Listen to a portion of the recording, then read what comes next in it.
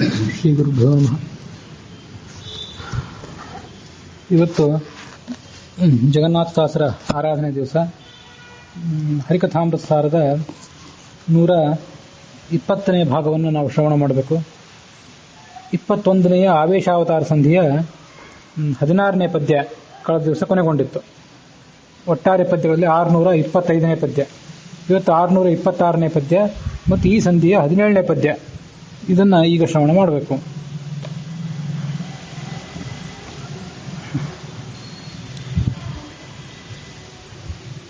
ತಾರನಾಮಕ ತ್ರೇತೆಯೊಳು ಸೀತಾರಮಣನ ಆರಾಧಿಸಿದನು. ಸಮೀರಯುಕ್ತೋದ್ಧವನು ಕೃಷ್ಣಗೆ ಪ್ರಿಯನೆನಿಸಿದನು. ವಾರಿಜಾಸನ ಯುಕ್ತ ದ್ರೋಣನು 3 ಇಳಿಯೊಳು ಬೃಹಸ್ಪತಿಗವತಾರವೆಂಬುರು ಮಹಾಭಾರತ ತಾತ್ಪರ್ಯದೊಳಗೆ. ಈ ಮಹಾಭಾರತ ತಾತ್ಪರ್ಯ ನಿರ್ಣಯ ಹೇಳುವಂತೆ ಬೃಹಸ್ಪತಿಗೆ ಯಾವ್ಯಾವ ಅವತಾರಗಳಿವೆ ಅದನ್ನು ಇಲ್ಲಿ ಶ್ರವಣ ಮಾಡಬೇಕು. ರಾಮಾವತಾರದಲ್ಲಿ ಅವನಿಗೆ ರೂಪ ಯಾವುದು ಮತ್ತು ಕೃಷ್ಣಾವತಾರದಲ್ಲಿ ಆತನ ರೂಪಗಳು ಯಾವ್ಯಾವುದು ಅದನ್ನೆಲ್ಲ ಇಲ್ಲಿ ದಾಸರು ಹೇಳ್ತಾರೆ. ತ್ರೇತಾಯುಗದಲ್ಲಿ ಸೀತಾರಮಣನಾದಂಥ ಭಗವಂತನನ್ನ ಆತ ಆರಾಧನೆ ಮಾಡಿದ. ಯಾವ ರೂಪದಿಂದ? ತಾರ ಅನ್ನುವ ರೂಪದಿಂದ. ತಾರ ಅಂಥೇಳಿ ಹ್ರಸ್ವ ಅಕಾರಾಂತವಾದ ರೂಪ ಅದು. ಶಚೀದೇವಿ ತಾರಾ ಅನ್ನುವ ಹೆಸರಿನಿಂದ ಹುಟ್ಟಿ ಬಂದಿದ್ದು. ಅವಳು ತಾರ, ಇವನು ತಾರ. ಹೀಗೆ ಅವರಿಬ್ಬರು ಹುಟ್ಟಿ ಬಂದಿದ್ರು. ತಾರ ವಾಲಿನ ಮದುವೆ ಆದ್ಲು. ಈ ಬೃಹಸ್ಪತಿ ತಾರ ಅನ್ನುವ ಹೆಸರಿನಿಂದ ಒಬ್ಬ ಕಪಿಶ್ರೇಷ್ಠನಾಗಿದ್ದ. ಸಮೀರಯುಕ್ತೋದ್ಧವನು ಕೃಷ್ಣಗೆ ಪ್ರಿಯನೆನಿಸಿದನು.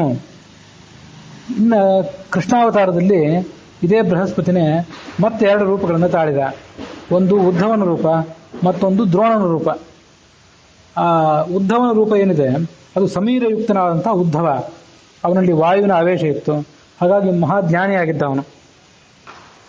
ಕೃಷ್ಣ ತಾನು ಅವತಾರ ಪರಿಸಮಾಪ್ತಿ ಮಾಡುವ ಸಂದರ್ಭದಲ್ಲಿ ಅವನಿಗೆ ಕೆಲವು ಶಾಸ್ತ್ರದ ರಹಸ್ಯಗಳನ್ನು ಉಪದೇಶ ಮಾಡ್ತಾನೆ. ಅದೆಲ್ಲ ಭಾಗವತದ 11ನೇ ಸ್ಕಂದದಲ್ಲಿ ವರ್ಣಿತ ಆಗಿದೆ. ಇದನ್ನು ಹೋಗಿ ಬದರಿಯಲ್ಲಿರುವಂಥ ಕೆಲವು ಋಷಿಗಳಿಗೆ ಹೇಳುವಂತ ಕೃಷ್ಣ ಆತನನ್ನು ಹೇಳಿ ಕಳಿಸ್ತಾನೆ. ಹಾಗಾಗಿ ಸಮೀರಯುಕ್ತ ಉದ್ಧವನು ಕೃಷ್ಣನಿಗೆ ಪ್ರಿಯನೆನಿಸಿದನು. ಬಹಳ ಪ್ರೀತಿ ಪಾತ್ರನಾಗಿದ್ದ ಕೃಷ್ಣನಿಗೆ ಆ ಉದ್ಧವ. ಮಂತ್ರಿಯೇ ಆಗಿದ್ದ. ವಾರಿಜಾಸನ ಯುಕ್ತ ದ್ರೋಣನು, ಇನ್ನೊಂದು ದ್ರೋಣ ಅನ್ನೋ ರೂಪದಿಂದ ಬೃಹಸ್ಪತಿ ಹುಟ್ಟಿದ್ದ. ಅವನಲ್ಲಿ ಚತುರ್ಮುಖ ಬ್ರಹ್ಮನ ಆವೇಶ ಇತ್ತು, ಚತುರ್ಮುಖ ಬ್ರಹ್ಮನ ಸನ್ನಿಧಾನ ಇತ್ತು. ಹೀಗೆ ಈ 3 ರೂಪಗಳನ್ನು ತಾಳಿ ಬೃಹಸ್ಪತಿ ಭಗವಂತನಿಗೆ ಸೇವೆ ಮಾಡಿದ ಅಂತ ಮಹಾಭಾರತ ತಾತ್ಪರ್ಯದೊಳಗೆ. ತಾತ್ಪರ್ಯ ಅಂತ ಅದನ್ನ ಅಕ್ಷರಗಳನ್ನು ಒಡೆದು ಹೇಳ್ತಾರೆ ದಾಸರು. ಅದು ತಾತ್ಪರ್ಯ ಅನ್ನೋದನ್ನ ತಾತ್ಪರ್ಯ ಅಂತ 3 ಶಬ್ದದ ಅಕ್ಷರವನ್ನ 4 ಶಬ್ದದ ಅಕ್ಷರವಾಗಿ ಹೇಳ್ತಾರೆ. ಅದು ಛಂದಸ್ಸಿಗೆ ಅನುಗುಣವಾಗಿ. ಹಾಗೆ ಬೃಹಸ್ಪತಿ ಅಂತ 4 ಅಕ್ಷರದ ಶಬ್ದ ಅದು. ಅದನ್ನ ಇಳೆಯಳು ಬೃಹಸಪತಿ ಅಂತ 5 ಅಕ್ಷರದ ಶಬ್ದವಾಗಿ ದಾಸರು ಹೇಳ್ತಾರೆ. ಅದಕ್ಕೂ ಕೂಡ ಉದ್ದೇಶ ಇದೆ, ಆ ಛಂದಸ್ಸು. 3 ಇಳೆಯಳು ಈ ಭೂಮಿಯಲ್ಲಿ ರೂಪಗಳನ್ನು ತಾಳಿ ಆ ಬೃಹಸ್ಪತಿ ಭಗವಂತನ ಸೇವೆ ಮಾಡಿದ. ತಾತ್ಪರ್ಯ ನಿರ್ಣಯದ 12ನೇ ಅಧ್ಯಾಯದಲ್ಲಿ ಹೇಳುವಂತೆ ಕೃಷ್ಣ ಹುಟ್ಟುವುದಕ್ಕಿಂತ ಮೊದಲೇ ಆ ಭಗವಂತನ ಪಾದವನ್ನು ಸೇವೆ ಮಾಡಲಿಕ್ಕಾಗಿ ಪವನಾವೇಶಯುಕ್ತ ವಾಯುವಿನ ಆವೇಶ ಸಮೇತನಾಗಿ ಬೃಹಸ್ಪತಿ ಹರೇ ಪೂರ್ವಂ ಅಭೂತ್, ಭಗವಂತನಿಗಿಂತ ಮೊದಲೇ ಅವತಾರ ಮಾಡಿದ. ಸಬುದ್ಧವೋ ನಾಮ ಯದುಪ್ರವೀರ ಜಾತೋ ವಿದ್ವಾನ್ ಉಪಗವ ನಾಮಧೀಯಾತ್. ಉಪಗವ ಅಂತ ಅವನ ತಂದೆ, ಆ ಉದ್ಧವನ ತಂದೆ. ಅವನಿಗೆ ಮಗ ಆಗಿ ಉದ್ಧವ ಜನಿಸಿದ. ಔಪಗವಿ ಅಂತ ಕೂಡ ಆತನನ್ನ ಆ ಕಾರಣಕ್ಕಾಗಿ ಕರೀತಾರೆ. ಈ ಬೃಹಸ್ಪತಿ ವಾಲಿ ಇಂದ್ರ ವಾಲಿಯಾಗಿ ಹುಟ್ಟಿದಾಗ ತಾರನಾಗಿ ಹುಟ್ಟಿದ. ರಾಮಾಯಣದಲ್ಲಿ ಅದನ್ನು ನೋಡಿದೆವು. ಅಲ್ಲೇ ಒಂದೇ ಅವತಾರ ತಾಳಿದ್ದ. ಕೃಷ್ಣಾವತಾರದಲ್ಲಿ 2 ರೂಪ ಆತ ತಾಳಿದ್ದ. ಅದಕ್ಕೇನು ಕಾರಣ ಅಂತಂದ್ರೆ ಅದನ್ನು ತಾತ್ಪರ್ಯ ನಿರ್ಣಯದಲ್ಲಿ ಹೇಳ್ತಾರೆ. ಅದನ್ನು ಈಗ ಇನ್ನೊಂದು ಬಾರಿ ನೋಡಬೇಕು. ಕೃಷ್ಣ ಯದುವಂಶದಲ್ಲಿ ಕ್ಷತ್ರಿಯನಾಗಿ ಜನಿಸಿದ್ದ. ಆ ಕ್ಷತ್ರಿಯನಾಗಿ ಆತ ಜನಿಸಿದ ಮೇಲೆ ಬ್ರಾಹ್ಮಣನಾಗಿ ಹುಟ್ಟಿದಂತಹ ದ್ರೋಣನ ಸೇವೆಯನ್ನು ಆತ ಸ್ವೀಕಾರ ಮಾಡಲಿಕ್ಕಿಲ್ಲ. ದೂರದಿಂದ ಸೇವೆ ಮಾಡಬೇಕಷ್ಟೇ. ಭಗವಂತನನ್ನು ಆರಾಧನೆ ಮಾಡಬೇಕು, ಅವನ ಸೇವೆ ಮಾಡಬೇಕಷ್ಟೇ. ಅವನ ಭೂಭಾರ ಹರಣಕ್ಕೆ ಈತ ಅಂಗ ಆಗಬೇಕಷ್ಟೇ. ಅದು ಬಿಟ್ಟು ಆ ಕೃಷ್ಣನ ಪಾದ ಒತ್ತೋದು, ದೈಹಿಕ ಸೇವೆ ಇತ್ಯಾದಿಗಳನ್ನು ಆ ಬ್ರಾಹ್ಮಣನಂತ ದ್ರೋಣ ಮಾಡ್ಲಿಕ್ಕೆ ಸಾಧ್ಯ ಇಲ್ಲ. ಅದಕ್ಕಾಗಿ ದ್ರೋಣಾತ್ಮಕಂ ನಾತಿತರಾಂ ಸ್ವಸೇವಕಂ ಕುರ್ಯಾತ್ ಧರ್ಮಾಂ ಇತಿ ಭೂಯ ಏವ. ನಾನು ದ್ರೋಣನಾಗಿ ಹುಟ್ಟಿದಾಗ ನನ್ನ ಸೇವೆಯನ್ನು ಈ ಭಗವಂತ ಸ್ವೀಕಾರ ಮಾಡಲಿಕ್ಕಿಲ್ಲ ಅಂತ ಹೇಳಿ ಆತನೇ ಉದ್ಧವ ಅನ್ನೋ ರೂಪದಿಂದ ಮತ್ತೆ ಯದುಗಳಲ್ಲಿ ಆಸೇವನಾರ್ಥಂ ಪುರುಷೋತ್ತಮಸ್ಯ, ಭಗವಂತನ ಸೇವೆ ಮಾಡಲಿಕ್ಕಾಗಿ ಅದೇ ಬೃಹಸ್ಪತಿಯೇ ಉದ್ಧವ ಅನ್ನೋ ರೂಪದಿಂದ ಹುಟ್ಟಿ ಬಂದಿದ್ದ.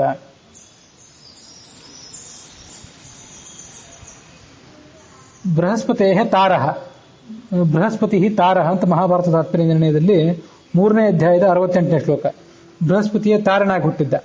ಅಂಭೋಜಾವೇಶಯುತೋ ಬೃಹಸ್ಪತಿ ಕರ್ತುಂ ಹರೇ ಕರ್ಮ ಭುವೋ ಭರೋಧೃತೌ ದ್ರೋಣೇತಿ ನಾಮಾಸ್ಯ ಚಕಾರ ತಾತಃ. ಅಂಭೋಜ ಅಂದ್ರೆ ಕಮಲ, ಆ ಕಮಲದಿಂದ ಹುಟ್ಟಿದಂತಹ ಚತುರ್ಮುಖ ಬ್ರಹ್ಮ, ಅವನ ಆವೇಶ ಈ ಬೃಹಸ್ಪತಿಯಲ್ಲಿ.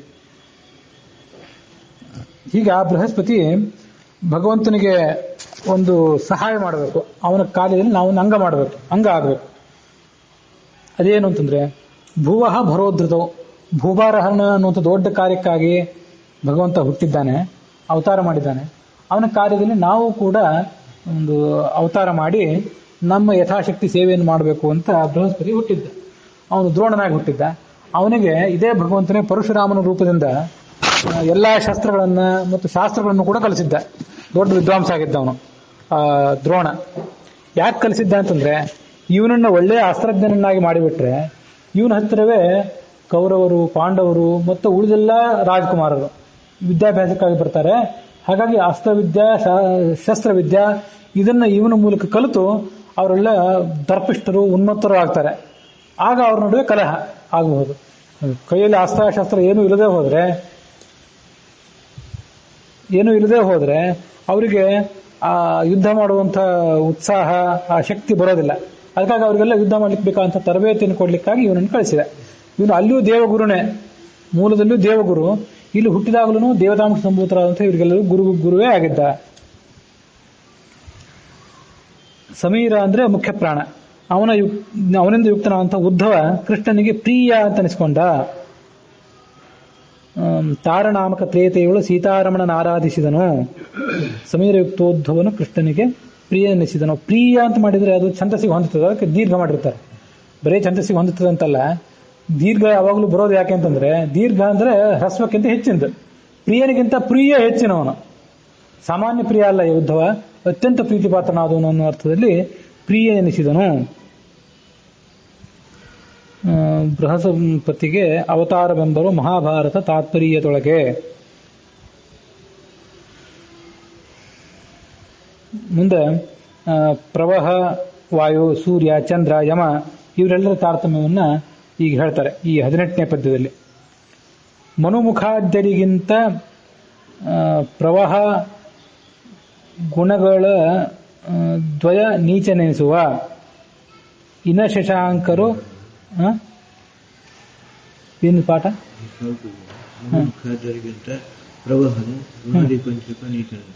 ಪ್ರವಹನು ಅಂತಿದೆ ಇಲ್ಲಿ. ಮನುಮುಖಾದ್ಯರಿಗಿಂತ ಪ್ರವಹನು ಗುಣಗಳ ದ್ವಯ ನೀಚನೆನಿಸುವ ಇನ ಶಶಾಂಕರು ಧರ್ಮ ಮಾನವಿ 2 ಗುಣದಿಂದ ಕನಿಯರೆನಿಪರು ಪ್ರವಹಗಿಂದಲಿ ದಿನಪ ಶಶಿ ಯಮ ಧರ್ಮ ರೂಪಗ ಲನು ದಿನದಿ ಚಿಂತಿಪುದು ಸಂತರು ಸರ್ವಕಾಲದಲ್ಲಿ. ಈ ಪ್ರವಾಹವಾಯು ಏನಿದ್ದಾನಲ್ಲ ಅವನು ಸ್ವಯಂಭುವ ಮನು ಮೊದಲಾದವರಿಗಿಂತ 2 ಗುಣ ಕಡಿಮೆಯವನಾಗಿದ್ದಾನೆ. ನಾನು ಇದನ್ನು ಹೇಳುವಾಗ ಆ ಕಕ್ಷಾ ತಾರತಮ್ಯದಲ್ಲಿ ಇವರೆಲ್ಲ ಎಷ್ಟನೇ ಅವರು ಅಂತ ಹೇಳಬೇಕು. ಕಳೆದ ದಿವಸ ನಾವು ಕಕ್ಷಾ ತಾರತಮ್ಯವನ್ನು ನೋಡುವಾಗ 10ನೇ ಕಕ್ಷಾದವರೆಗೆ ನಾವು ಅದನ್ನ ಅವಗಾಹನೆ ಮಾಡಿಕೊಂಡಿದ್ದೀವಿ. ಅಲ್ಲಿ ಇಂದ್ರನ ಪತ್ನಿ ಶಚಿ, ಕಾಮನ ಪತ್ನಿ ರತಿ, ಕಾಮನ ಪುತ್ರ ಅನಿರುದ್ಧ, ಬೃಹಸ್ಪತಿ, ಸ್ವಯಂಭೂಮನು, ದಕ್ಷ ಪ್ರಜಾಪತಿ, ಅಹಂಕಾರಿಕ ಪ್ರಾಣ ಇವರೆಲ್ಲ ಇದ್ದಾರೆ. ದಕ್ಷ ಪ್ರಜಾಪತಿ ಇವರೆಲ್ಲ ಇದ್ದಾರೆ. ಇವರು ಅಹಂಕಾರಿಕ ಪ್ರಾಣನಿಗಿಂತ 9ನೇ ಕಕ್ಷಾದಲ್ಲಿರುವಂತಹ ಅಹಂಕಾರಿಕ ಪ್ರಾಣನಿಗಿಂತ 10 ಪಟ್ಟು ಕಡಿಮೆ ಇದ್ದಾರೆ ಅಂತ 10ನೇ ಕಕ್ಷಾದಲ್ಲಿ ನಿಂತಿತ್ತದು. ಅಲ್ಲಿರುವಂಥವರೇ ಈ ಬೃಹಸ್ಪತಿ ಇವನು ಯಾವ್ಯಾವ ಅವತಾರಗಳನ್ನು ತಾಳಿದ ಅಂತ ಈ ಪದ್ಯದಲ್ಲಿ ಹೇಳಿದರು. ಇವತ್ತಿನ ಈ ಮೊದಲನೇ ಪದ್ಯದಲ್ಲಿ 17ನೇ ಪದ್ಯದಲ್ಲಿ. ಇನ್ನು ಮುಂದೆ 18ನೇ ಪದ್ಯದಲ್ಲಿ ಪ್ರವಾಹ ವಾಯುವಿನ ಬಗ್ಗೆ ಹೇಳ್ತಾರೆ. ಮನು ಮುಖಾದ್ಯರಿಗಿಂತ ಅಂದ್ರೆ 10ನೇ ಕಕ್ಷಾದಲ್ಲಿ ಬರುವಂತಹ ಸ್ವಯಂಭುವ ಮನು, ದಕ್ಷ ಪ್ರಜಾಪತಿ ಇವರೆಲ್ಲ ಏನಿದ್ದಾರಲ್ಲ, ಬೃಹಸ್ಪತಿ ಮೊದಲಾದವರು, ಇವರಿಗಿಂತ ಮನು ಮುಖರು, ಇವರೆಲ್ಲರಿಗಿಂತ ಈ ಪ್ರವಾಹ ವಾಯು ಎಂಬುವನು ಇನ್ನು 2 ಪಟ್ಟು ಕೆಳಗಿದ್ದಾನೆ.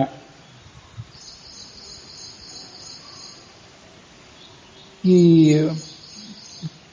ಸ್ಪರ್ಶಕ್ಕೆ ಸ್ಪರ್ಶ ರೂಪ ರಸ ಗಂಧ ಅಂತ ಏನಿದೆಯಲ್ಲ, ಅದರಲ್ಲಿ ಸ್ಪರ್ಶಕ್ಕೆ ಅಭಿಮಾನಿ ದೇವತೆ ಈ ಪ್ರವಾಹ ವಾಯು. ಇವನು 49 ಜನ ಮರುತ್ತುಗಳಲ್ಲಿ 2ನೇಯವನು. ಮೊದಲನೆಯವನು ಯಾರು ಅಂದ್ರೆ ಅಹಂಕಾರಿಕ ಪ್ರಾಣ, ಆತ 9ನೇ ಕಕ್ಷಾದಲ್ಲಿ ಬಂದಿದ್ದ. ಒಟ್ಟು 49 ಜನ ಮರುತ್ತುಗಳವರು, ಅದರಲ್ಲಿ ಮೊದಲನೇವನು ಅಹಂಕಾರಿಕ ಪ್ರಾಣ. ಈಗ ಬರುವಂತಹ ಇವನು ಹೇಳಿದ್ದಾನಲ್ಲ ಪ್ರವಾಹ ವಾಯು ಅಂತ ಕೂಡ ಕರೀತಾರೆ ಇವನನ್ನ. ಸೊ ಸ್ಪರ್ಶ ವಾಯು ಅಂತ ಕೂಡ ಕರಿಬಹುದು. ಇವನು 2ನೇಯವನು.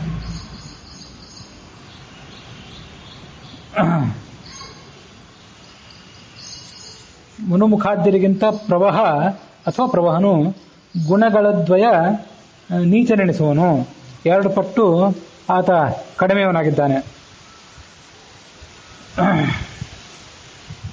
ಇನ ಶಶಾಂಕರು ಧರ್ಮ ಮಾನವಿ.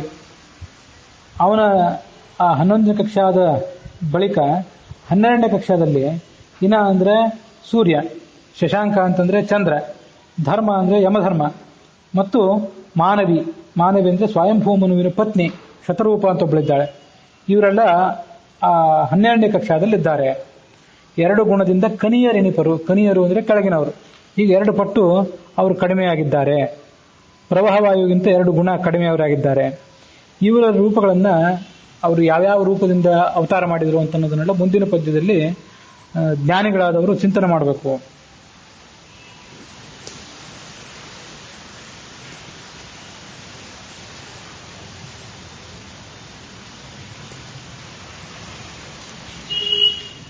ಮನುಮುಖಾದ್ಯರಿಗಿಂತ ಪ್ರವಾಹ ಗುಣಗಳ ದ್ವಯ ಅಂತಂದ್ರೆ 2 ಪಟ್ಟು ಅವನು ಕಡಿಮೆ ಆಗಿದ್ದಾನೆ. ಅಲ್ಲಿ ಗುಣಗಳದ್ವಯ ಅಂತಾನೆ ಇದೆಲ್ಲ. ಮನುಮುಖಾದ್ಯರಿಗಿಂತ ಪ್ರವಾಹ ಗುಣಗಳದ್ವಯ ಅಂತ ಈಗ ನಾವು ಇಲ್ಲಿ ಪದ್ಯ ನೋಡಿದೆವು. ಆದರೆ ಪಂಚರತ್ನ ಪ್ರಕಾಶಕದಲ್ಲಿ ಅದೊಂದು ಪದ್ಯ ಬೇರೆ ಇದೆ, ಗುಣಗಳದ್ವಯ ಅಂತಿಲ್ಲ, ಗುಣ ಪಂಚಕ ಅಂತ, ಹೀಗೆ ಗುಣದಿ ಪಂಚಕ ಅಂತ ಹೀಗೆ ಹೇಳ್ತಾರೆ. ಮನು ಮುಖಾದ್ಯರಿಗಿಂತ ಪ್ರವಾಹ ಗುಣದಿ ಪಂಚಕ, 5 ಪಟ್ಟು ಕಡಿಮೆ ಇದ್ದಾನೆ, 2 ಪಟ್ಟಲ್ಲ 5 ಪಟ್ಟು ಕಡಿಮೆ ಇದ್ದಾನೆ. ಇದು ಪಂಚರತ್ನ ಪ್ರಕಾಶಕದಲ್ಲೂ ಹೀಗೆ ಇದೆ, ಸರ್ವಮೂಲದಲ್ಲೂ ಕೂಡ ಒಂದ್ ಕಡೆ ಹೀಗೆ ಇದೆ ಅಂತ ನೆನಪು. ಎಲ್ಲ ಯಾರು ಎಷ್ಟೆಷ್ಟು ಪಟ್ಟು ಕಡಿಮೆ ಅಂತಂದ್ರೆ ಪೂರ್ತಿ ನನ್ನ ಬುದ್ಧಿಸ್ತ ಆಗಿರೋದಿಲ್ಲ, ಆದರೂ ಅವರು 5 ಪಟ್ಟು ಕಡಿಮೆ ಅಂತ ಅನ್ನೋದನ್ನ ಒಪ್ಕೋಬೇಕು ಅಂತ ಕಾಣಿಸ್ತದೆ. ಪಂಚರತ್ನ ಪ್ರಕಾಶಕದಲ್ಲೂ ಹೀಗೆ ಇದೆ.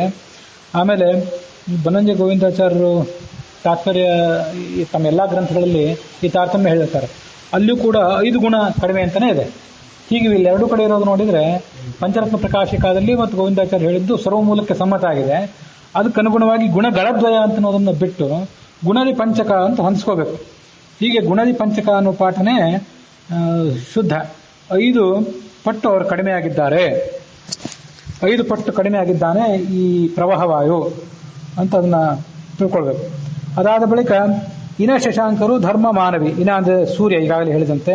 ಶಶಾಂಕ ಅಂದ್ರೆ ಚಂದ್ರ, ಧರ್ಮ ಅಂತಂದ್ರೆ ಯಮಧರ್ಮ, ಸೂರ್ಯನ ಮಗ ಅಂತ ಯಮ.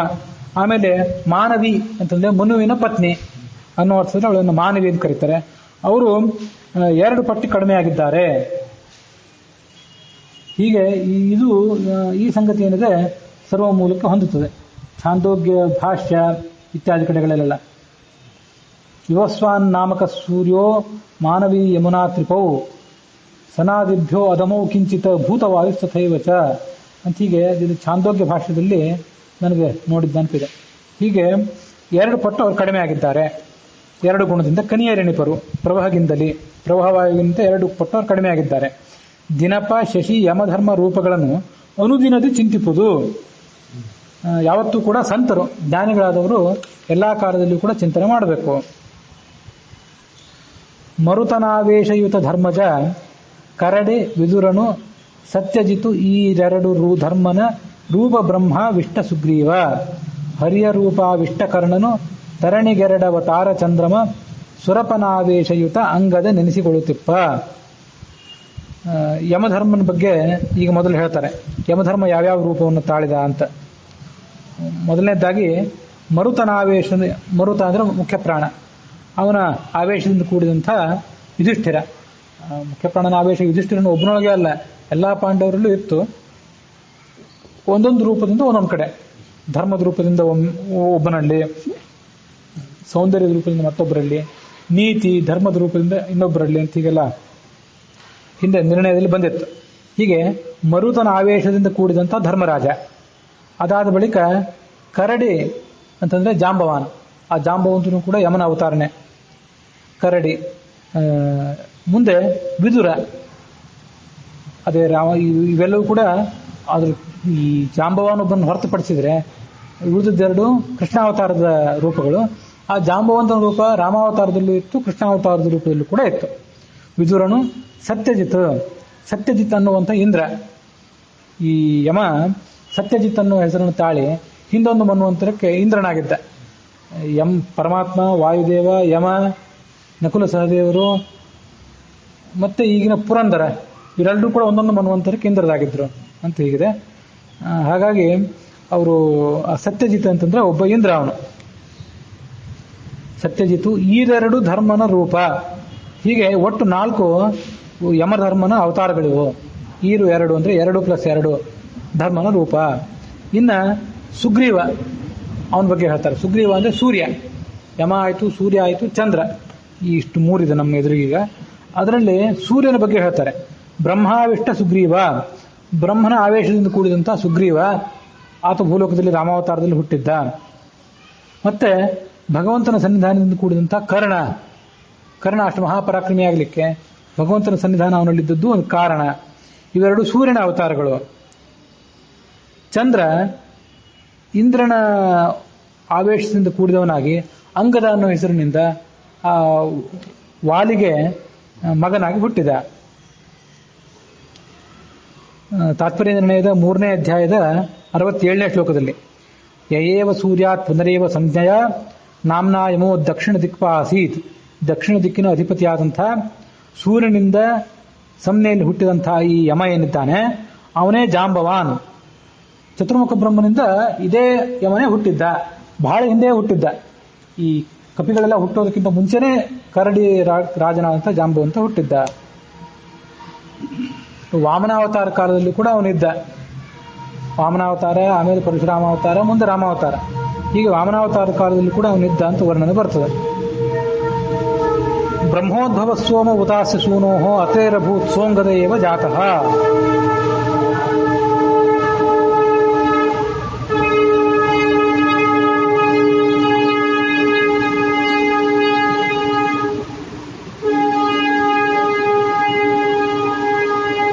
ಸತ್ಯಜಿತ್ ಅನ್ನೋ ಹೆಸರಿನಿಂದ ಯಮ ಇಂದ್ರನಾಗಿದ್ದ ಅಂತ ಬಂತಲ್ಲ, ಅವನು ಉತ್ತಮ ಮನ್ವಂತರದಲ್ಲಿ, ಉತ್ತಮ ಅನ್ನೋ ಹೆಸರಿನ ಒಂದು ಮನ್ವಂತರ, ಉತ್ತಮ, ಸ್ವಾರೋಚಿಷ, ಸ್ವಯಂಭೂ ಅಂತ ಹೀಗೆಲ್ಲ ಬೇರೆ ಬೇರೆ ಹೆಸರುಗಳು.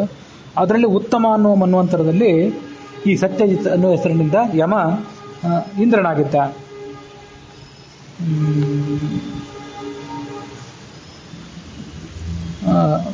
ಯಮಧರ್ಮನ ರೂಪ ಬ್ರಹ್ಮಾವಿಷ್ಟ ಸುಗ್ರೀವ. ಸುಗ್ರೀವನಲ್ಲಿ ಬ್ರಹ್ಮನ ಆವೇಶ. ಇಂದ್ರೋಂಗದೇ ಚೈವ ತಥೋಂಗದೋ ಹಿ ಬಲಿ ನಿತಾಂತಂ ಸ ಬಭೂವ ಶಶ್ವತ್. ತಾತ್ಪರ್ಯ ನಿರ್ಣಯಕ್ಕನುಸಾರವಾಗಿ ಆ ಅಂಗದ, ವಾಲಿಯ ಮಗ ಅಂಗದ ಏನಿದ್ನಲ್ಲ ಅವನು ಚಂದ್ರನ ಅವತಾರ. ಆದರೆ ಈ ಅಂಗದನು ಕೂಡ, ಇಂದ್ರನು ಕೂಡ ಅವನಲ್ಲಿದ್ದ. ಇಂದ್ರನ ಒಂದು ಸನ್ನಿಧಾನವೂ ಇದ್ದುದರಿಂದ ಮಹಾಬಲಿಷ್ಠ ಆಗಿದ್ದ ಅವನು. ತಸ್ಯಾಂಸ ದೇವೋಜನಿ ಧರ್ಮರಾಜ ಮಾಂಡವ್ಯ ಶಾಪಾತ್ ಯ ಉವಾಹ ಶೂದ್ರತಾಂ. ಅವನು ಈ ಯಮಧರ್ಮನೇ ಮಾಂಡವ್ಯ ಅನ್ನೋ ಋಷಿಯ ಶಾಪದಿಂದ ವಿದುರ ಅನ್ನೋ ರೂಪದಿಂದ ಹುಟ್ಟಿದ. ಧರ್ಮರಾಜನಾಗಿ ಹುಟ್ಟಿದ ಮತ್ತು ವಿದುರಾಗಿ ಕೂಡ ಹುಟ್ಟಿದ. ಆ ಮಾಂಡವ್ಯ ಅನ್ನೋ ಋಷಿಗೆ ಏನೋ ಒಂದು ಶಿಕ್ಷೆ ಕೊಟ್ಟಿದ್ದಂತೆ ಯಮ. ಆ ಮಾಂಡವ್ಯ ಋಷಿ ತಾನು ಸಣ್ಣವನಿದ್ದಾಗ ಕ್ರಿಮಿಕೀಟಗಳ ಪೃಷ್ಠಭಾಗಕ್ಕೆ ಒಂದು ಮುಳ್ಳನ್ನು ಚುಚ್ಚುತ್ತಾ ಇದ್ದ. ಆ ಪ್ರಕಾರ ಏನೋ ಕಿಡಿಗೇಡಿತನ ಮಾಡ್ತಾ ಇದ್ದ. ಆಗ ಯಮ ಅವನಿಗೆ ಶಾಪ ಕೊಟ್ಟ. ಯಮ ಅವನಿಗೆ ಶಾಪ ಕೊಟ್ಟಾಗ ನೀನು ಅದು ಶಾಪ ಕೊಡಲಿಲ್ಲ, ಶಿಕ್ಷೆ ಆಗುವಂತೆ ಮಾಡಿದ. ಅದೆಲ್ಲ ಹಿಂದೆ ಕಥೆ ಹೇಳಿದ್ದಾನೆ, ಈಗ ಕೆಲವು ಅಸ್ಪಷ್ಟವಾಗಿ ನೆನಪಿಗೆ ಬರ್ತದೆ ಅಷ್ಟೇ. ಅವನಿಗೊಂದು ಶಿಕ್ಷೆ ಆಗುವಂತೆ ಮಾಡಿದ ಆ ಮಾಂಡವ್ಯನಿಗೆ. ಅವನ ಮೇಲಿನ ಕಳ್ಳತನದ ಅಪರಾಧ ಬರುವಂತೆ ಮಾಡಿ ಆ ರಾಜ ಅವನನ್ನ ಶೂಲಕ್ಕೇರಿಸಿದ.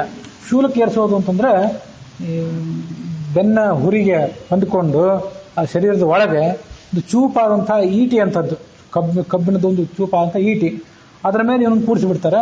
ಅದರಲ್ಲೇ ಆತ ಒಳ್ಳೆ ಅಲ್ಲೇ ಆತ ನರಳಾಡ್ತಾ ಒದ್ದಾಡ್ತಾ ಬಿದ್ದಿರಬೇಕು. ಹೀಗೆ ಮಾಡಿರ್ತಾರೆ. ಅದಕ್ಕೆ ಶೂಲ ಅಂತ ಕರೀತಾರೆ. ಇವನಿಗೆ ಮಾಂಡವ್ಯನಿಗೆ ಸಿಟ್ಟು, ನನಗ್ಯಾಕೆ ಆ ಥರ ಮಾಡಿದೆ ಅಂತ ಶಿಕ್ಷೆ ನನಗ್ಯಾಕೆ ಕೊಟ್ಟಿ ನೀನು ಅಂತ ಯಮನ್ ಕೇಳಿದ. ನೀನು ಚಿಕ್ಕವನಾಗಿದ್ದಾಗ ಇಂಥದ್ದೊಂದು ತಪ್ಪು ಮಾಡಿದ್ದಿ, ಕ್ರಿಮಿಕೀಟಗಳಿಗೆ ತೊಂದರೆ ಕೊಡ್ತಾ ಇದ್ದಿ, ಅದಕ್ಕಾಗಿ ನಿನಗೆ ಈ ಶಿಕ್ಷೆ ಕೊಡಬೇಕಾಯ್ತು ನಾನು ಅಂತ ಯಮ ಹೇಳಿದ. ನಾನು ಚಿಕ್ಕವನಿದ್ದಾಗ ನನಗೆ ವಯಸ್ಸು ಎಷ್ಟಿತ್ತು ಅಂತ ಇವನು ಕೇಳಿದ. ಇನ್ನೂ 14 ಆಗಿರಲಿಲ್ಲ ಅಂತ ಅವನು ಹೇಳಿದ. 14ಕ್ಕಿಂತ ಮೊದಲು ನಾನೇನೇ ಅಪರಾಧ ಮಾಡಿದ್ರು ನನಗದಕ್ಕೆ ಶಿಕ್ಷೆ ಸಿಗಬಾರ್ದಲ್ಲ, ಶಾಸ್ತ್ರ ಹಾಗೇ ಇದೆಯಲ್ಲ. 14ರ ಬಳಿಕನೇ ನಮ್ಮ ಪಾಪ ಪುಣ್ಯಗಳಿಗೆ ನಾವು ಜವಾಬ್ದಾರರಲ್ವ. ನಾನು ಚಿಕ್ಕವನಿದ್ದಾಗ ಮಾಡಿದ ತಪ್ಪಿಗೆ ಇಂಥ ಘೋರವಾದ ಶಿಕ್ಷೆಯನ್ನು ಯಾಕೆ ಕೊಟ್ಟಿ ಅಂತ ಈ ಋಷಿ ಆ ಯಮನ ಮೇಲೆ ಕುಪಿತಾಗಿಬಿಟ್ಟ. ಕುಪಿತಾಗಿ ನೀನು ಬಂದು ಭೂಲೋಕದಲ್ಲಿ ವಿದುರನಾಗಿ ಕ್ಷತ್ರಿಯನಲ್ಲದೆ ಶೂದ್ರನಾಗಿ ಜನಿಸು ಅಂತ ಶಾಪ ಕೊಟ್ಟುಬಿಟ್ಟ. ಆ ಪ್ರಕಾರ ವಿದುರ ಯಮಧರ್ಮನ ಅವತಾರ ಭೂತನಾಗಿ ಹುಟ್ಟಿದ. ವಸ್ತುತಃ ಅದಕ್ಕೆ ಕಾರಣ ಬೇರೆ ಇತ್ತು. ಆ ಮಾಂಡವ್ಯ ಋಷಿ ಅಂಥ ಶಿಕ್ಷೆಗೆ ಗುರಿಯಾಗಲಿಕ್ಕೆ ಅಥವಾ ವಾಸ್ತವಿಕವಾದ ಕಾರಣ ಬೇರೆ ಇತ್ತಂತೆ. ಅಲ್ಲಿ ತಾತ್ಪರ್ಯ ಅಲ್ಲಿದೆ, ಅದು ನನಗೆ ಈಗ ನೆನಪಿಗೆ ಬರ್ತಿಲ್ಲ. ಯಾವುದೋ ಉತ್ತಮರಿಗೆ ದ್ರೋಹ ಮಾಡಿದ್ದು, ತನಗಿಂತ ಶ್ರೇಷ್ಠರಾದಂಥ ಋಷಿಗೆ ಮತ್ತೊಬ್ರು ಯಾರೊಬ್ಬರಿಗೆ ಇಂಥವ್ರಿಗೆ ದ್ರೋಹ ಮಾಡಿದ್ದು ಕಾರಣ ಆಗಿತ್ತು. ಆದರೆ ಅದನ್ನು ಹೇಳಲಿಲ್ಲ ಯಮ. ಯಾಕೆ ಹೇಳಲಿಲ್ಲ ಅಂತಂದ್ರೆ ಆ ನಿಜವಾದ ಕಾರಣವನ್ನ ಈ ಋಷಿಯ ಮುಂದಿಟ್ಟಿದ್ರೆ ಋಷಿ ಆವಾಗ ತಪ್ಪು ಒಪ್ಕೊಂಡು ಬಿಡ್ತಿದ್ದ. ನಾನು ಮಾಡಿದ ತಪ್ಪಾಯಿತು ಅಂತ, ಉತ್ತಮರಿಗೆ ದ್ರೋಹ ಇತ್ಯಾದಿ ಕಾರ್ಯಗಳನ್ನು ನಾನು ಮಾಡಬಾರ್ದು, ಮಾಡಿದ ತಪ್ಪಾಯಿತು ಅಂತ ನಾನು ತಪ್ಪು ಒಪ್ಕೊಂಡು ಸುಮ್ಮನೆ ಆಗಿಬಿಡ್ತಿದ್ದ. ಶಾಪ ಕೊಡ್ತಿರ್ಲಿಲ್ಲ. ಶಾಪ ಬೇಕಾಗಿತ್ತು ಯಮನಿಗೆ. ಶಾಪದ ಮೂಲಕವಾಗಿ ಆತ ಇಲ್ಲಿ ಬಂದು ಹುಟ್ಟಬೇಕಾಗಿತ್ತು. ಹುಟ್ಟಿ ಕ್ಷತ್ರಿಯನಾದಂಥ ಭೀಷ್ಮ, ಬ್ರಾಹ್ಮಣನಾದಂಥ ದ್ರೋಣ, ಇವರೆಲ್ಲರಿಗಿಂತಲೂ ಧರ್ಮ ಅಂದ್ರೆ ಏನು, ಯಾವ ಕಾಲದಲ್ಲಿ ಹೇಗೆ ಧರ್ಮ ನೀತಿಗಳನ್ನು ಆಚರಣೆಗೆ ತರಬೇಕು ಅಂತ ಅನ್ನೋದನ್ನ ದಿಟ್ಟವಾಗಿ ಹೇಳುವಂಥ ಒಂದು ಕೆಲಸವನ್ನು ಆತ ಮಾಡಬೇಕಾಗಿತ್ತು.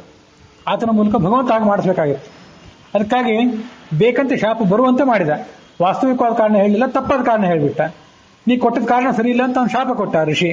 ಅದು ಅಲ್ಲಿದೆ ಆ ಮಹಾಭಾರತದಲ್ಲಿ. ಅಲ್ಲಿ ನನಗೆ ವಿಸ್ತಾರವಾಗಿ ಹೇಳಿದ ನೆನಪಿದೆ, ಆದರೆ ಅದರ ವಿವರ ಈಗಲೇ ನೆನಪಿಲ್ಲ ಅಷ್ಟೆ.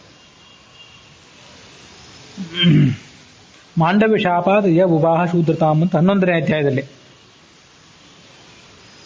ಯುಧಿಷ್ಠಿರೇ ಸೌಮ್ಯ ರೂಪೇಣ ವಿಷ್ಟ, ಯುಧಿಷ್ಠಿರಾದ್ಯೇಶು ಚತುರ್ಷು ವಾಯು ಸಮಾವಿಷ್ಟ. ಮುಖ್ಯ ಪ್ರಾಣ 5 ಜನ ಪಾಂಡವರಲ್ಲಿ ಸ್ವಯಂ ಭೀಮ ಅಂತೂ ಮುಖ್ಯ ಪ್ರಾಣನೇ, ಉಳಿದ 4 ಜನರಲ್ಲೂ ಕೂಡ ವಾಯು ಇದ್ದ. ಯುಧಿಷ್ಠಿರನಲ್ಲಿ ಸೌಮ್ಯ ರೂಪದಿಂದ ಇದ್ದ. ಹಾಗಾಗಿ ಶತ್ರು ಹನನ ಕಾರ್ಯವನ್ನ ಆ ಯುಧಿಷ್ಠಿರ ಅಷ್ಟಾಗಿ ಬಹಳವಾಗಿ ಮಾಡ್ತಿರ್ಲಿಲ್ಲ.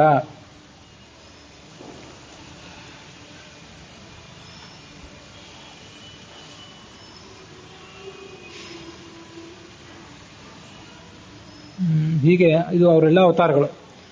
ಹರಿಯ ರೂಪಾವಿಷ್ಟ ಕರ್ಣನು. ಆ ಕರ್ಣನಲ್ಲಿ ಭಗವಂತನ ಸನ್ನಿಧಾನನೇ ಇತ್ತು ನೋಡ್ರಿ. ಅದು ತಾತ್ಪರ್ಯ ನಿರ್ಣಯದ 3ನೇ ಅಧ್ಯಾಯ ಅದನ್ನ ಹೇಳಿದೆ. 3ನೇ ಅಧ್ಯಾಯ ಮತ್ತು 11ನೇ ಅಧ್ಯಾಯ. ಸುಗ್ರೀವ ಆಸೀತ್ ಪರಮೇಷ್ಠಿ ತೇಜಸ, ಚತುರ್ಮುಖ ಬ್ರಹ್ಮನ ಸನ್ನಿಧಾನ ಆ ಸುಗ್ರೀವನಲ್ಲಿ. ತಥಾಪಿ ರಾಮಸೇವನಾಧರೇಷ್ಠ ಸನ್ನಿಧಾನ ಯುಕ್ ಸುದರ್ಶನೀಯ ಕರ್ಣತಃ ಸಕರ್ಣ ನಾಮಕೋಭವತ್. ರಾಮನಿಗೆ ಸೇವೆ ಮಾಡಿದ್ದ, ಅಣ್ಣನಾದಂಥ ವಾಲಿಯನ್ನು ಕೊಲಿಸಿದ್ದ. ಆವಾಗ ರಾಮನ ಪಕ್ಷದಲ್ಲಿದ್ದ.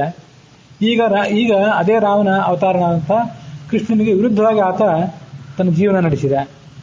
ಯಾಕೆಂತಂದ್ರೆ ಅಲ್ಲಿ ತನ್ನ ಅಣ್ಣನ ಮರಣಕ್ಕೆ ಕಾರಣ ಆಗಿದ್ದ, ವಾಲಿಯ ಮರಣಕ್ಕೆ ಕಾರಣ ಆಗಿದ್ದ. ಮತ್ತು ಹರೇಶ್ಚ ಸನ್ನಿಧಾನ ಭಗವಂತನ ಸನ್ನಿಧಾನ ಅವನಲ್ಲಿತ್ತು. ಸುದರ್ಶನೀಯ ಕರ್ಣತಃ, ಬಹಳ ಸುಂದರವಾದ ಕಿವಿ ಇತ್ತು ಅವನಿಗೆ. ಹಾಗಾಗಿ ಆತ ಕರ್ಣ ಅನ್ನೋ ಹೆಸರಿನಿಂದ ಹುಟ್ಟಿದ. ಇದಿಷ್ಟು ಆ ಕರ್ಣಂದು, ಸೂರ್ಯಂದು, ಚಂದ್ರಂದು ಮತ್ತು ಯಮನ ರೂಪಗಳ ವರ್ಣನೆ. ತರಣಿಗೆ 2 ಅವತಾರ. ತರಣಿ ಅಂದ್ರೆ ಸೂರ್ಯ, ಅವನಿಗೆ 2 ಅವತಾರ. ಚಂದ್ರಮ ಸುರಪನಾವೇಶಯಿತ, ಚಂದ್ರನೇ ಅಂಗದ ಅಂತ ಅನ್ಸ್ಕೊಂಡ. ಅಂಗದ ಅಂತ ಅನ್ಸ್ಕೊಂಡಾಗ ಅವನಲ್ಲಿ ಈ ಇಂದ್ರನ ಒಂದು ಆವೇಶ ಇತ್ತು. ಮುಂದೆ ವರುಣನ ಅವತಾರಗಳ ಬಗ್ಗೆ ಹೇಳ್ತಾರೆ.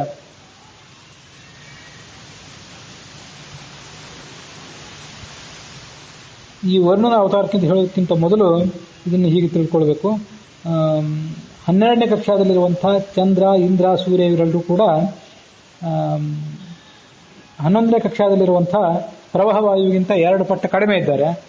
ಮತ್ತೆ 10 ಪಟ್ಟು ಕಡಿಮೆ ಇದ್ದಾರೆ. 10ನೇ ಕಕ್ಷಾದಲ್ಲಿ ಕೆಲವರು ಇದ್ದಾರಲ್ಲ, 10ನೇ ಕಕ್ಷಾದಲ್ಲಿ ಇರುವವರಿಗಿಂತ 10 ಪಟ್ಟು ಕಡಿಮೆ ಇದ್ದಾರೆ. ಅನಿರುದ್ಧ ಮೊದಲಾದವರಿಗಿಂತ, ಅನಿರುದ್ಧ, ರತಿ, ಶಶಿ ಮೊದಲಾದವರಿಗಿಂತ 10 ಪಟ್ಟು ಇವರು ಕಡಿಮೆ ಇದ್ದಾರೆ. ಮುಂದೆ 13ನೇ ಕಕ್ಷಾದಲ್ಲಿ ವರುಣ ಇದ್ದಾನೆ. ಈ ವರುಣನು ಕೂಡ ಒಬ್ಬ ದ್ವಾದಶಾದಿತ್ಯರಲ್ಲಿ ಒಬ್ಬನೇ. ದ್ವಾದಶಾದಿತ್ಯರಲ್ಲಿ ಒಬ್ಬನಂತೂ ಸ್ವಯಂ ಭಗವಂತ, ಮತ್ತೊಬ್ಬ ಇಂದ್ರ, ಮತ್ತೊಬ್ಬ ಸೂರ್ಯ, ಇವು ವರುಣ ಒಬ್ಬ. ಹಾಗಾಗಿ ಇವನನ್ನು 4ನೇಯವನು ಅಂತ ಕರೀತಾರೆ. ತರಣಿಗಿಂತಲೇ ಪಾದಪಾದರೆ ವರುಣ ನೀಚ ಮಹಾಭಿಷಕು ದರ್ದುರ ಸುಷೇಣನು ಶಂತನುವು 4 ವರುಣ ರೂಪ. ಸುರಮುನಿ ನಾರದನು ಕಿಂಚಿತ್ ಕೊರತೆ ವರುಣಗೆ ಅಗ್ನಿ ಭೃಗು ಅಜಗೊರಳ ಪತ್ನಿ ಪ್ರಸೂತಿ 3 ನಾರದನಿಗಧಮ. ಸೂರ್ಯ ಮೊದಲಾದವರು 12ನೇ ಕಕ್ಷಾದಲ್ಲಿದ್ದಾರೆ, ಈತ 13ನೇ ಕಕ್ಷಾದಲ್ಲಿದ್ದಾನೆ ಅಂತ ಈಗ ಬಂತು. ಈ ವರುಣ ಎಷ್ಟು ಕಡಿಮೆ ಇದ್ದಾನೆ ಸೂರ್ಯನಿಗಿಂತ ಅನ್ನೋದನ್ನೆಲ್ಲ ಈ ಸಂದರ್ಭದಲ್ಲಿ ನೋಡಬೇಕು. ತರಣಿಗಿಂತಲೇ ವರುಣ ನೀಚ, ಸೂರ್ಯನಿಗಿಂತ ವರುಣ ನೀಚನಾಗಿದ್ದಾನೆ. ಆ ವರುಣನೇ ಮಹಾಭಿಷಕು ಅಂದ್ರೆ ಮಹಾಭಿಷಕ್ ಅಥವಾ ಮಹಾಭಿಷ. ಮಹಾಭಿಷಕ್ ಅನ್ನುವ ಹೆಸರಿನಿಂದ ಸೂರ್ಯವಂಶದಲ್ಲಿ ಹುಟ್ಟಿದ್ದ. ಮುಂದೆ ಅವನೇ ಒಂದು ಬಾರಿ ಕಪ್ಪೆಯಾಗಿ ಹುಟ್ಟಿದ್ದ. ಮತ್ತೆ ಸುಷೇಣ ಅನ್ನೋ ಹೆಸರಿನಿಂದ ರಾಮಾವತಾರದಲ್ಲಿ ಹುಟ್ಟಿದ್ದ. ಶಂತನು ಅನ್ನೋ ಹೆಸರಿನಿಂದ ಕೃಷ್ಣಾವತಾರದಲ್ಲಿ ಮೊದಲೇ ಹುಟ್ಟಿದ್ದ. ಅವನೇ ಭೀಷ್ಮನ ತಂದೆ. ಇವು 4 ವರುಣನ ಅವತಾರಗಳು. ಮಹಾಭಿಷಕ್ಕು ದರ್ದುರ ಅಂತಂದ್ರೆ ಕಪ್ಪೆ, ಸುಷೇಣ ಅಂದ್ರೆ ರಾಮಾವತಾರದ್ದು, ಶಂತನು ಅಂದ್ರೆ ಕೃಷ್ಣಾವತಾರದ್ದು. 4 ವರುಣ ರೂಪ. ಸುರಮುನಿ ನಾರದನು, ದೇವಮುನಿಯಾದಂತಹ ನಾರದ ಇದ್ದಾರಲ್ಲ, ಇವರು ವರುಣನಿಗಿಂತ ಸ್ವಲ್ಪ ಕಡಿಮೆ ಇದ್ದಾರೆ. ಇವರು 14ನೇ ಕಕ್ಷಾದಲ್ಲಿ ಪರಿಗಣಿತರಾಗಿದ್ದಾರೆ. ಕಿಂಚಿತ್ ಕೊರತೆ ವರುಣಗೆ. ಅದಾದ ಬಳಿಕ 15ನೇ ಕಕ್ಷಾದಲ್ಲಿ ಅಗ್ನಿ ಮೊದಲಾದವರಿದ್ದಾರೆ. ಅಗ್ನಿ, ಭೃಗು ಋಷಿ ಇದ್ದಾನೆ. ಅಜಗೊರಳ ಅಂತಂದ್ರೆ ದಕ್ಷ ಪ್ರಜಾಪತಿ, ಅಜಗೊರಳ ಪತ್ನಿ ಅಂತಂದ್ರೆ ದಕ್ಷ ಪ್ರಜಾಪತಿಯ ಪತ್ನಿಯಾದಂಥ ಪ್ರಸೂತಿಯನ್ನು ನೋಡಿದ್ದಾಳೆ. ಇವರೆಲ್ಲರೂ ಕೂಡ ನಾರದ ಮುನಿಗಿಂತ ಕಡಿಮೆ ಆಗಿದ್ದಾರೆ. 15ನೇ ಕಕ್ಷಾದಲ್ಲಿ ಇವರಿದ್ದಾರೆ. 14ನೇ ಕಕ್ಷಾದಲ್ಲಿರುವಂತಹ ನಾರದನಿಗಿಂತ ಇವರು ಕಡಿಮೆ ಇದ್ದಾರೆ. 12ನೇ ಕಕ್ಷಾದಲ್ಲಿರುವಂತಹ ಚಂದ್ರ, ಸೂರ್ಯ ಮೊದಲಾದವರಿಗಿಂತ 10 ಪಟ್ಟು ಕಡಿಮೆ ಇದ್ದಾರೆ.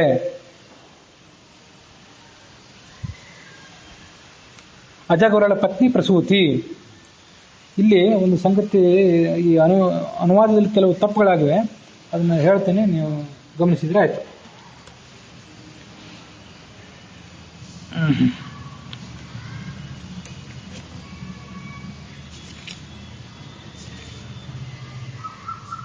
ತರಣಿಗಿಂತಲೇ ಪಾದರೆ ಸೂರ್ಯನಿಗಿಂತ ವರುಣ ಕಡಿಮೆಯವನು ಅಂತಿದೆ.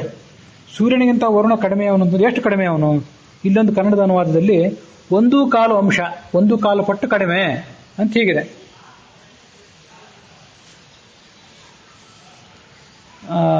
ಒಂದು ಕಾಲು ಕಡಿಮೆ ಅಂತ ಹೀಗೆ ಅರ್ಥ ಮಾಡೋದಕ್ಕಿಂತ ಅದಕ್ಕೆ ಬೇರೆ ಅರ್ಥ ಮಾಡಬೇಕು. ಪಾದರೆ, ಈಗ ಅಲ್ಲಿರೋ ಮೂಲದಲ್ಲಿರೋ ಶಬ್ದ ಪಾದರೆ ಅಂತ. ಆ ಪಾದರೆ ಅಂದ್ರೆ ಏನು? ಅದನ್ನ ಈ ಪಂಚರತ್ನ ಪ್ರಕಾಶಕದಲ್ಲಿ ಪಾದರೆ ಅಂದ್ರೆ ಅದರ ಪರಿಗಣನೆ ಎಷ್ಟು ಅಂತ ಹೇಳ್ತಾರೆ. 1 ಕಾಲಲ್ಲ, 1.5 ಕಾಲು. ಕಾಲು ಅನ್ನೋದು 1.5 ಆಗಬೇಕಿಷ್ಟೇ. ಕಾಲು ಅಂದ್ರೆ ನಮ್ಗೆ ಗೊತ್ತು 25%. ಆ ಕಾಲು ಅಂದ್ರೆ 25%. ಅದು ಆ 25% 1.5 ಎಂದು ಗುಣಿಸ್ಬೇಕು. 25% 1.5 ಎಂದು ಗುಣಿಸಿದರೆ ಅದು 37.5 ಆಯ್ತು. 25 ಅದನ್ನು 1 ಗುಣಿಸಿದ್ರೆ 25 ಆಯ್ತು. ಅದನ್ನು ಮತ್ತೆ ಅರ್ಧದಿಂದ ಗುಣಿಸಿದ್ರೆ 12.5. ಹೀಗೆ 37.5 ಆಯ್ತು. 37.5% ಆತ ಕಡಿಮೆ ಇದ್ದಾನೆ. 1.5 ಕಾಲಿನಷ್ಟು ಆತ ಕಡಿಮೆ ಇದ್ದಾನೆ ಅಂತ ತಿಳ್ಕೊಳ್ಬೇಕು. 1/4 ಪಟ್ಟಲ್ಲ. ಯಾಕೆ ಅಂದ್ರೆ ಪಾದರೆ ಅಂತಿದೆ ನೋಡ್ರಿ. ಪಾದ ಅಂದ್ರೆ ಕಾಲು, ಪಾದರೆ ಅಂತಂದ್ರೆ ಅದರ ಅರ್ಧ. ಮೊದಲನೇ ಕಾಲು ಅಂದ್ರೆ 25%. ಅದರ ಇನ್ನೊಂದು ಪಾದರೆ ಅಂತಂದ್ರೆ ಅದರಲ್ಲಿ ಅರ್ಧ. ಮತ್ತೆ ಹೀಗೆ ಅವೆರಡನ್ನು ಸೇರಿಸಿಬಿಟ್ರೆ ಅವೆರಡು ಕೂಡ 1.5 ಕಾಲು ಅಂತ ಆಗ್ತವೆ. ಆ 1.5 ಕಾಲು ಅಂತಂದ್ರೆ 3/8 ಆಗ್ತದೆ ನಮ್ಮ ಲೆಕ್ಕಾಚಾರದಲ್ಲಿ.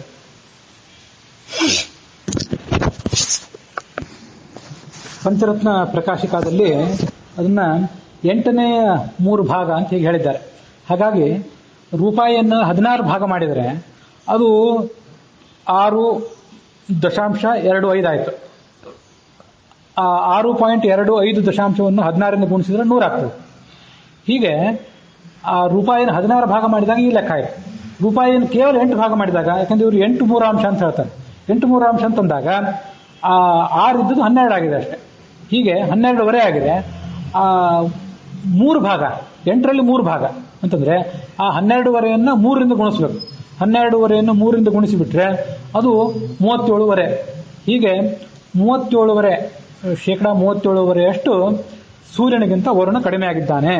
ತರಣೆಗಿಂತಲೇ ಪಾದರೆ ವರುಣ ನೀತ. ಇದನ್ನ ಪಂಚರತ್ನ ಪ್ರಕಾಶಿಕಾದಲ್ಲಿ ಏನೋ ವಿವರಣೆ ಮಾಡಿದರೆ ಅದಕ್ಕನುಸಾರವಾಗಿ ಹೇಳಿದ್ದೇನೆ.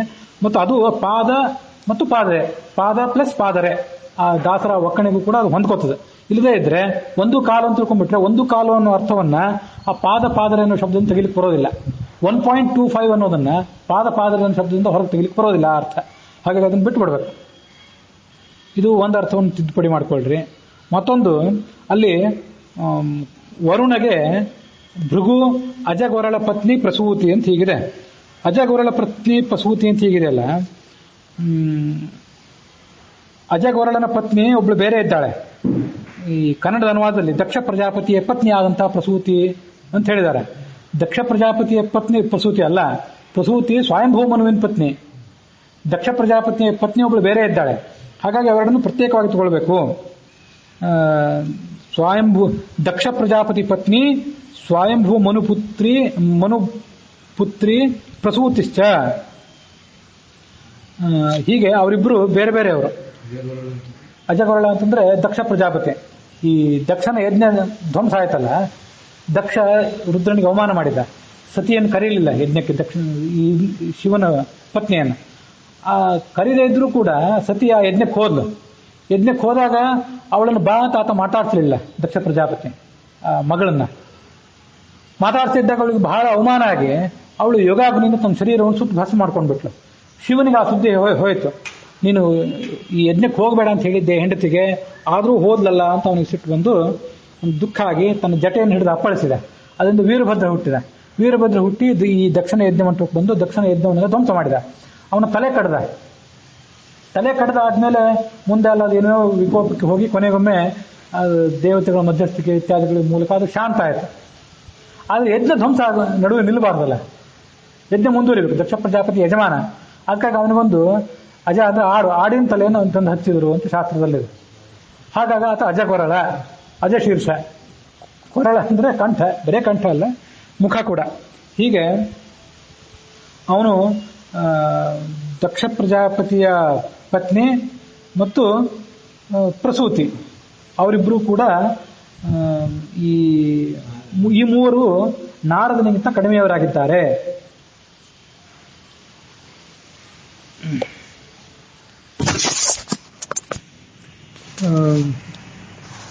ದಕ್ಷ ಪ್ರಜಾಪತಿಯ ಪತ್ನಿ ಹೆಸರು ಪ್ರಸೂತಿ ಅಂತ ಕೆಲವು ಕಡೆ ಕಂಡು ಬರ್ತದೆ, ಕೆಲವು ಕಡೆ ಸ್ವಯಂಭೂ ಮನುವಿನ ಪುತ್ರಿ ಅಂತ ಕೂಡ ಕಂಡು ಬರ್ತದೆ. ಅದನ್ನ ಮತ್ತೊಂದಿಷ್ಟು ಬಾರಿ ಸ್ವಲ್ಪ ಶಾಸ್ತ್ರ ನೋಡಿ ಹೇಳ್ತೇನೆ. ನನಗದು ಈಗ ಒಮ್ಮೆಲೆ ನಿರ್ಧಾರ ಮಾಡ್ಲಿಕ್ಕೆ ಆಗಲಿಲ್ಲ. ಒಂದೊಂದು ಕಡೆ ಒಂದೊಂದು ಪುಸ್ತಕದಲ್ಲಿ ಒಂದೊಂದು ಥರ ಇದೆ, ಅದನ್ನ ನೋಡಿ ಹೇಳ್ತೇನೆ.